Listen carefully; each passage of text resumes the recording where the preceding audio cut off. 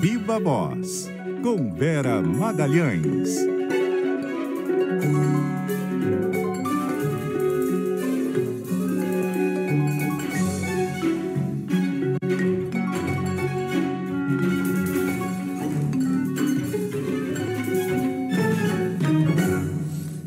E aí, Vera? Oi, Sardenberg, boa tarde para você e para Cássia, boa tarde para os ouvintes. Boa tarde, Vera. Vera, terminou a parte da defesa, a defesa dos réus, os vários advogados terminaram as suas argumentações, o Supremo Tribunal Federal volta a se reunir semana que vem para decidir sobre a condenação, absolvição, penas, etc. Qual é o balanço que você faz até aqui, Vera? Bom, Sardenberg, hoje pelo menos a gente viu defesas bem melhores do que ontem, né? A gente imagina que advogados perante o Supremo Tribunal Federal vão fazer o que se viu hoje.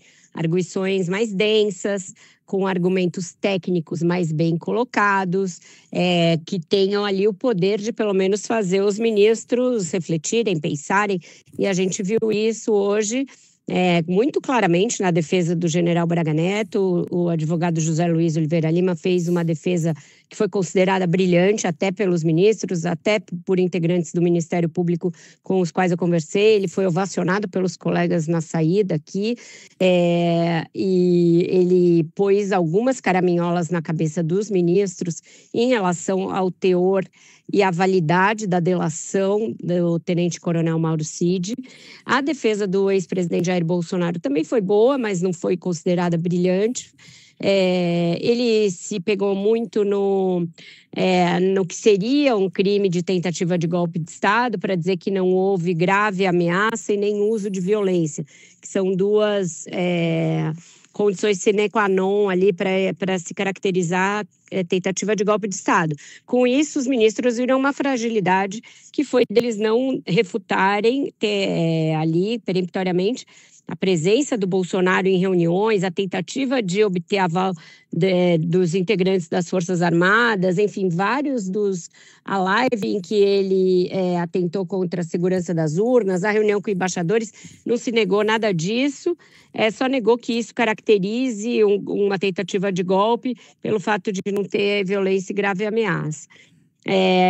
E um azarão pintou aí, que é o general Paulo Sérgio Nogueira, que foi ministro da Defesa de Bolsonaro, era ministro quando o Bolsonaro conseguiu convencer o Ministério da Defesa a entrar lá dentro do TSE para tentar achar alguma inconsistência nas urnas. Foi ele que fez isso, mas cujo advogado negou a participação do cliente na trama golpista, mas admitiu a trama golpista. Acabou dizendo que ele atuou o tempo inteiro para dissuadir o presidente da República de buscar medidas de exceção, portanto, admitindo que o Bolsonaro queria essas medidas de exceção. E isso foi notado pela ministra Carmen Lúcia, que assim que ele terminou de falar, o interrompeu e falou: bom, então deixa eu ver se eu entendi o que o senhor está dizendo. O senhor está dizendo que o seu cliente não participou, mas que ele dissuadiu o presidente. De quê? E aí o advogado reiterou que era de buscar uma medida de exceção. E ela: tá bom, muito obrigada, era só isso que eu queria saber. Então ficou claro ali que os ministros viram na arguição, né, na sustentação oral do advogado do general Paulo Sérgio, uma prova a mais de que o Bolsonaro queria dar um golpe de Estado. E eu ouvi de ministros da primeira turma que vão esperar o voto do Alexandre de Moraes em relação a esse réu, ao general Paulo Sérgio, porque existe aí uma chance de que, se alguém tiver de ser absolvido nos 8 desse núcleo crucial, será o general Paulo Sérgio. Alô? Oi, você me ouviu? Sim. E curiosamente, ele é o único réu, né, Vera, que ontem esteve no julgamento. Hoje ele optou por não comparecer, mas até esse momento do júri ele é o único que esteve in loco no local da ação, né? Exatamente, ele estava ontem, estava com o braço numa tipóia que se machucou num acidente doméstico ali, mas hoje não compareceu, Cássia. Mas apesar da defesa dele ter sido ali até alguns momentos meio motivo de brincadeira entre os ministros, pelas citações que o advogado fez e aquele tom muito enfático dele, citou Ijuca Pirama, citou Emílio Zola, citou uma série de autores e tal, ele com essa estratégia de jogar tudo na conta do Bolsonaro, pode ter conseguido o que os outros medalhões não conseguiram, que é cavar uma redução, no mínimo uma redução, mas talvez até uma absolvição do seu cliente. Mas não foi assim uma coisa meio geral, um botando a culpa no outro? Mas é que ele, Sardenberg, foi eficaz ao trazer depoimentos de generais que ficaram de fora e do almirante também Batista, no sentido de que o Paulo Sérgio estava nesse time dos que não foram adiante quando Bolsonaro provocou as Forças Armadas a aderirem ao golpe.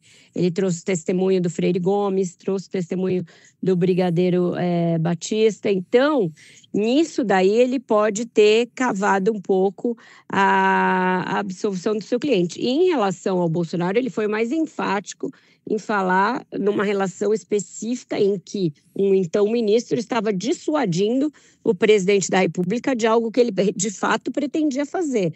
Os outros não negam os acontecimentos, mas negam que aquilo caracterizasse medidas de exceção. Dizem que eram só atos preparatórios, eram só elucubrações, eram só considerandos. Ele falou, não, buscar medidas de exceção. Falou e reiterou em diversas ocasiões que o Bolsonaro de fato queria que as Forças Armadas embarcassem. Então, nesse sentido, o que ele fala se aproxima mais do depoimento do Freire Gomes, do depoimento do Batista, do que das sustentações dos outros que acabaram virando réus. A ver. Bom, semana que vem saberemos mais. Vera Magalhães, muitíssimo obrigado e até. Até lá, um ótimo jornal para vocês e até mais tarde no Ponto Final. Até mais tarde, Vera.